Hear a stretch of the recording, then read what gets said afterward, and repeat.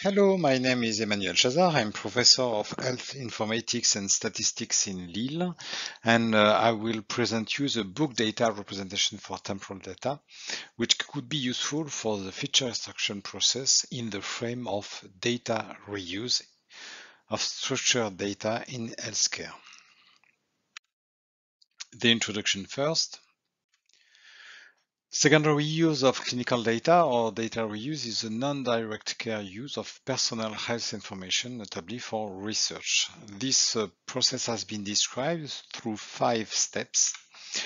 The first one is to start from routine patient care, such as electronic health records, and then to pre-process the data to obtain a data warehouse. From the data warehouse, a very important step is the feature extraction, which enables to get one analyzable table with one row per patient, for instance, and one column per variable. So these data look like data from a questionnaire.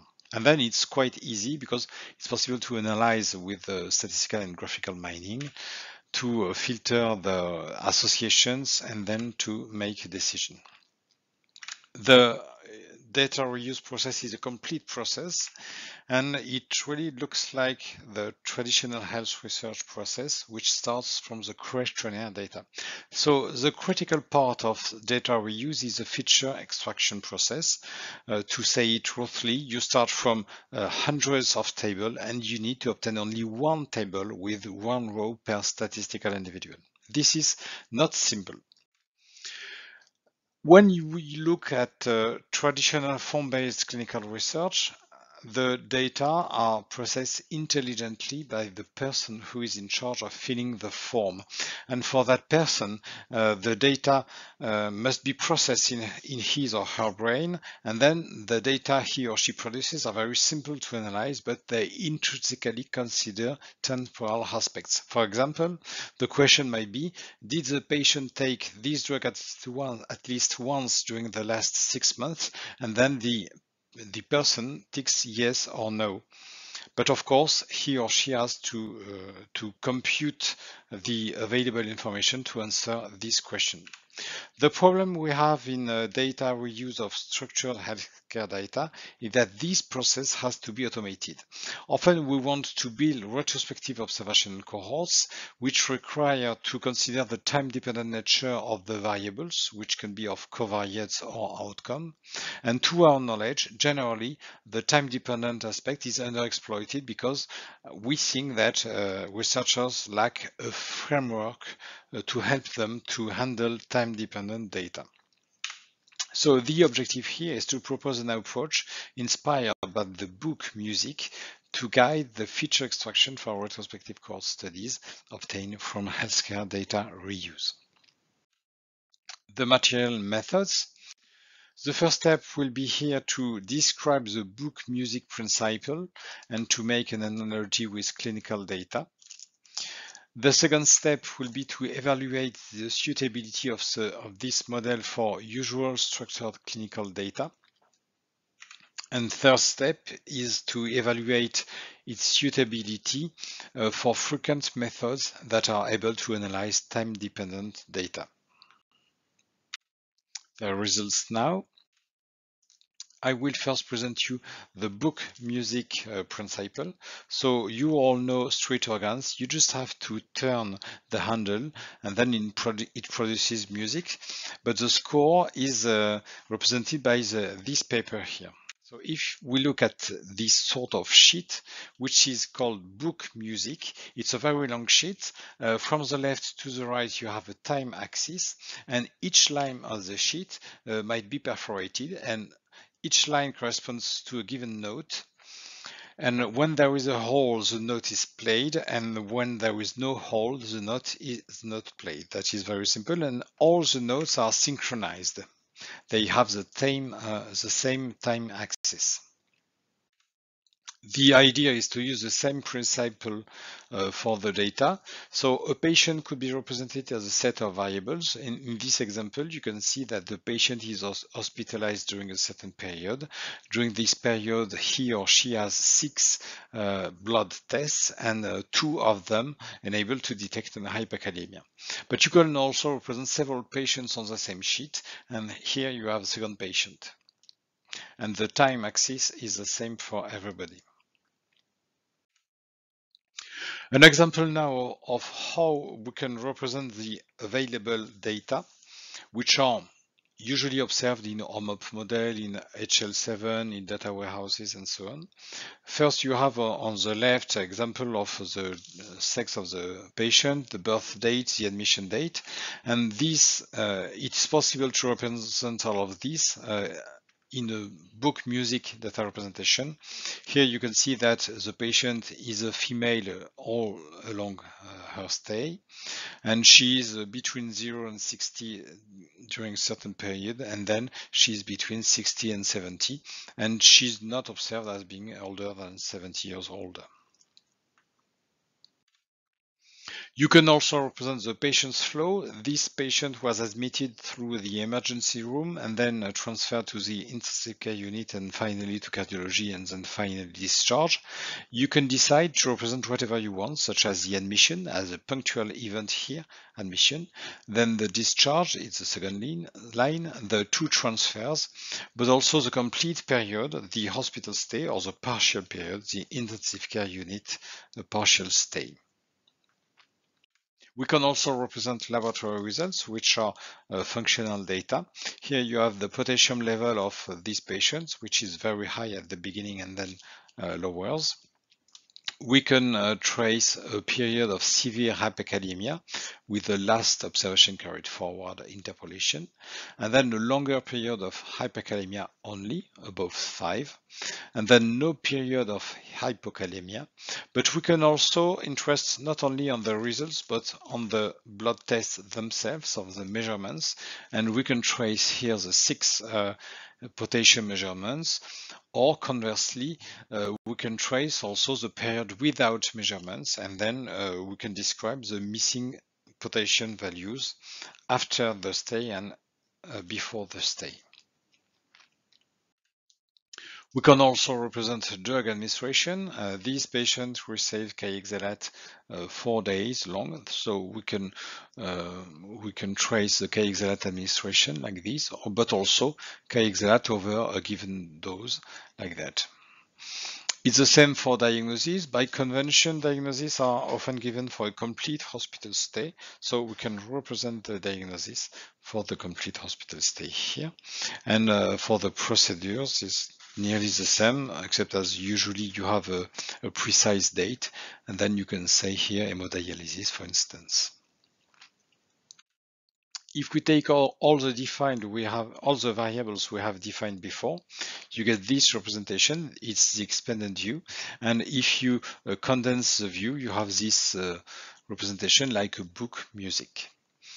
But it's not really suitable for registering the data into a table. So there are many ways to do that, but we can decide to trace only the wholes of the book music. And then we could say that she's a female from her birth to infinite date. She's aged between 0 and 60 from one day to another, from 60 to 70 thereafter. She's transferred twice, on the 30th of June and the 3rd of July. She's in the hospital during the complete hospital stay, and here you can trace the hyperkalemia period, the different potassium measurements, and so on.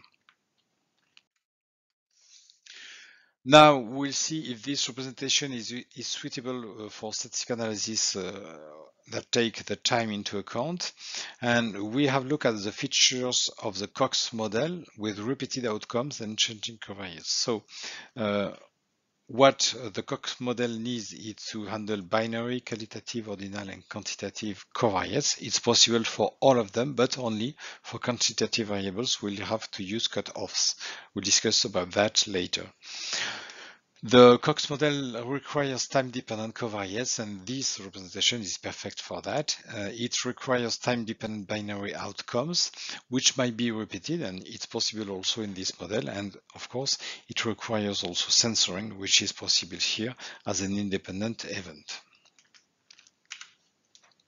The temporal association rules are a broader group of statistical or informatic methods, which are well described by Segura Delgado, and it's quite complex, but this representation is able to handle the time as an implied component or as an integrated component, or also it works with changes mining or incremental mining.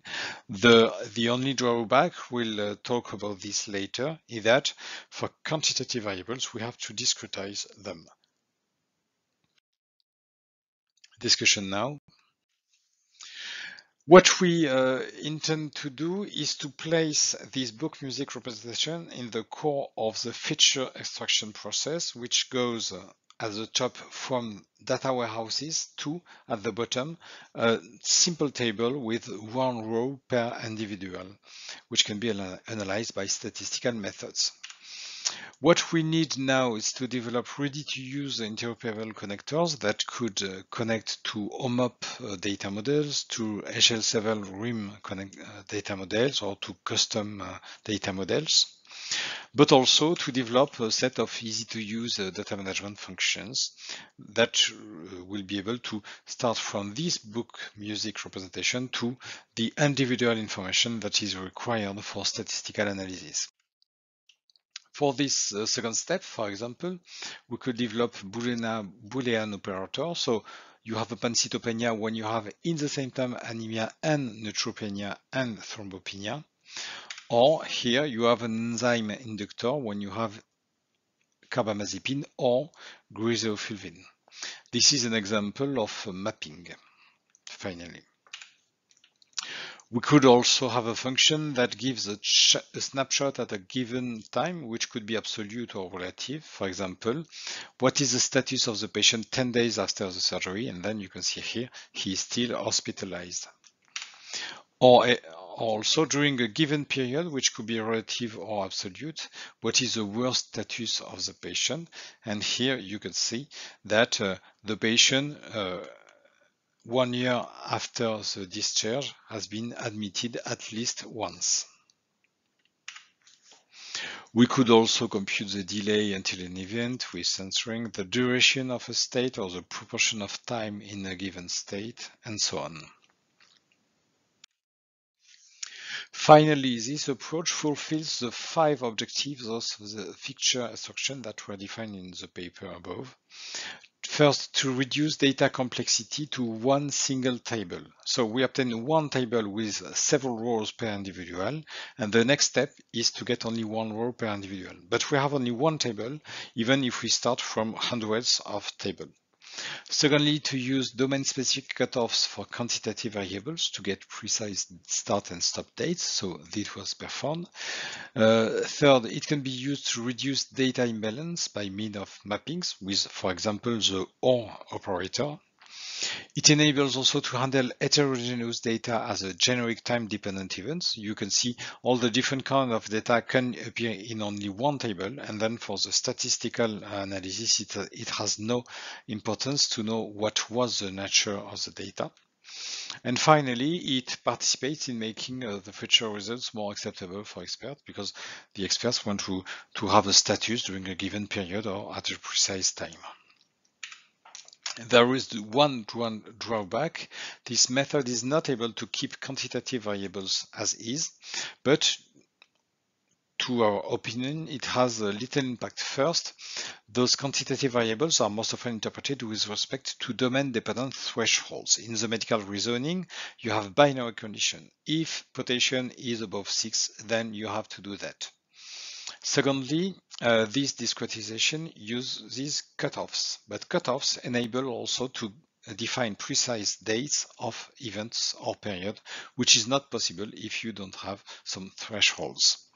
Third, in statistical models, nearly always those variables are discretized because the assumptions of linearity or log linearity are really hardly valid in healthcare. Thank you for your attention.